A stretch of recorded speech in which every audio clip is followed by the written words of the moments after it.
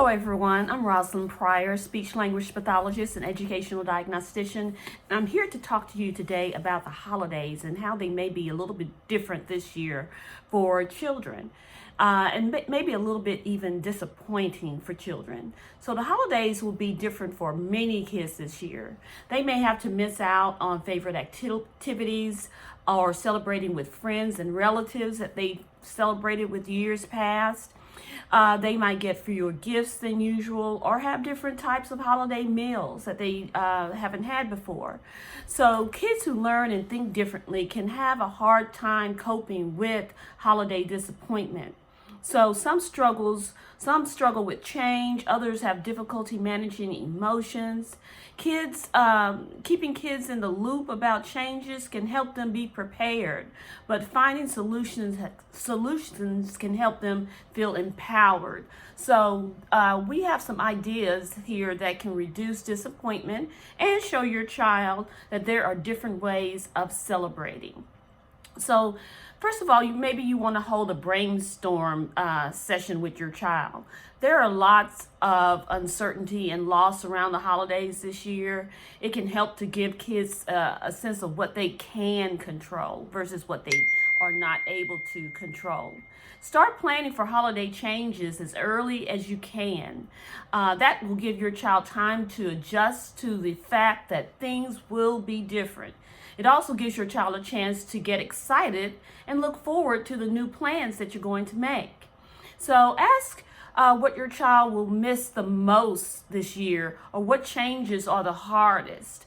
Then brainstorm for new ways and new traditions that your child can do. Give your child a role in making new plans come together. That can shift the focus from disappointment to empowerment. So another thing you can do is tweak your traditions instead of skipping the traditions altogether. Ask your child to help come up with ways to reimagine traditions. For example, if you usually host a big holiday gathering, turn it into a small dance party with your household members. Put your child in charge of the music maybe, or in charge of what dancing you're going to do. If your child normally bakes holiday cookies with cousins and friends, suggest baking separately and then meeting outdoors to exchange those holiday goodies. If you're cutting back on gifts, and a lot of us are, change how you exchange the gifts. Try to create a gift changing scavenger hunt. You can hand out one present and then send your child to find smaller ones or treats you've hidden around your home or right outside your home. Build new activities around your child's interests. So after spending more time at home with your child this year, you may have noticed strengths and interests that you hadn't seen before. It tends to, when we spend more time with our kids, we tend to notice more things and more exact things like, oh, they really like PBS Kids, but what they really like is Clifford on PBS Kids. So use those insights to create new ways to celebrate. For example, if your child is into art, suggest drawing a picture of your usual family gathering, either around the dinner table, around the kitchen island, whatever it is that you usually do. Your child can email or mail the drawing to the relatives you won't see this year. Your child could also ask relatives to submit their own drawings for a family holiday album that you can share maybe later on in the year, or maybe after we've had our COVID vaccines and we can see each other more. If your child likes to perform, suggest putting on a holiday show at your home. If you're able to, you might record or live stream the show, like on Facebook Live or Instagram, and do it for your friends and family who aren't there in person. You can also prepare a new Santa story. So if Santa plays a big role in your holidays, or even if Jesus plays a big role in your holidays, you may need to explain some changes to young children who believe. Do this as early as possible. For example, your child may not be able to visit with Santa or get too close this year with, taking pictures with Santa and doing things with Santa like you would have in years past. So explain that Santa wants everyone to stay healthy and needs kids to help them with that. So meanwhile, your child could make Santa very happy by writing to him or sending him a drawing. If Santa is bringing fewer gifts this year, you might need to give a reason. You could explain that Santa wants presents to be extra special this year, so he's not bringing as many. Or that he's keeping people healthy by not spending too much time in each person's home as like they have in years past. So if your child is older or doesn't believe in Santa, it's better to be honest about why you're scaling back. Why, dad may have lost his job, mom may have lost her job, hours may have been cut.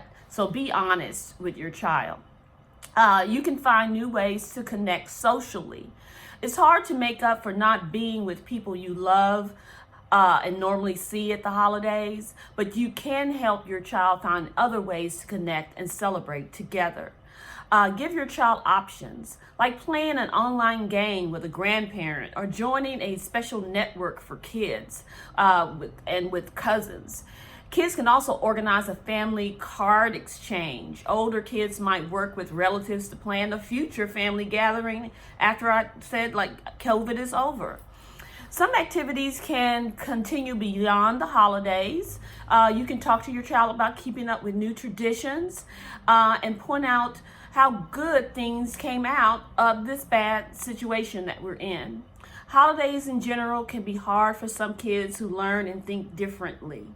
To help your child manage the holidays, just talk with your child, communicate with your child, let your child know what's happening in advance, and learn what to do if your child has a tantrum over gifts or has a meltdown. Learn things that you can do. And I'll put some links in the chat box below, in the information box.